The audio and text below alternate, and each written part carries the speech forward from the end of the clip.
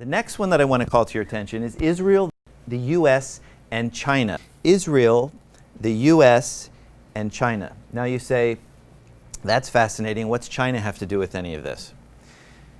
What you should understand is that over the past decade, Israel and China have been growing closer in their relationship. Very close. And economically, China is building much of the infrastructure that is helping to modernize the country of Israel in very, very speedy ways. All types of infrastructure projects. I'll show you one in particular, which is the northern port city of Haifa in Israel. This is a very, very strategic port in the Mediterranean Sea.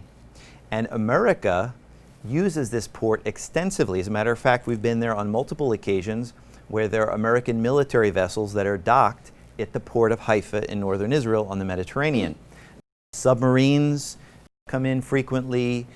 Large ships are coming in frequently from a military perspective. However, Israel signed a deal with the Chinese government for China to construct and reconstruct a major portion of the port and to run the port for Israel with its technology and ability and knowledge of ports.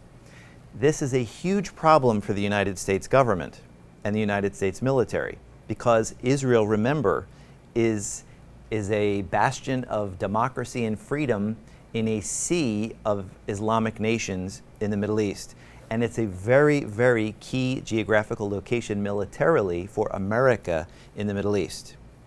So now you have one of America's military enemies, if you will, in China, running a port in which very important strategic military assets will be moved in by America into this port on a regular basis. And now China will be able to control it and cut it off, in theory, if they wanted to, or to use surveillance on ships or other things that are in the port. So this is a very significant thing. America put pressure on Israel to cancel the deal, but Israel had already signed and already moved ahead, and they couldn't undo it.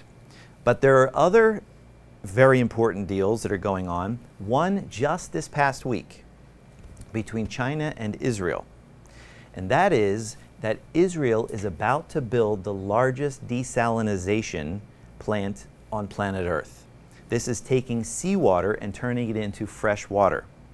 And Israel has a plan to build this huge desalination plant, which is very key in the dry deserts of the Middle East. They want to build it just south of Tel Aviv on the Mediterranean coast, north of Gaza, south of Tel Aviv, in Israel proper.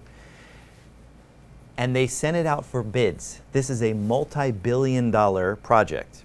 The lead design firm and construction firm, the one that was thought to be a shoo-in to get it, from what I have read, was a Chinese firm based in Hong Kong. And America, what has been said behind the scenes, put tremendous pressure on Israel so that Israel would not make the decision to use the Chinese and Hong Kong-based company to build the desalination plant. This just happened, and Israel decided not to award it to the Chinese company, and instead use a conglomerate of companies based in Israel and elsewhere, I believe, in the world. So this was a huge win for America, and you should understand, and we're seeing this on the news, there is a decoupling going on between America and China, a very significant one, almost an economic divorce, if you will. And there is a painful process that is taking place, a decoupling between the two in many respects. And Israel is one of the foremost countries that is caught in the middle. America, as it separates and pulls apart from China because of technology and the threat to our hegemony in the world, China and America are pulling apart, and they are trying to each pull into their sphere or their realm of power and dominance nations to go with them. And tiny Israel is very strategic to both China and the United States.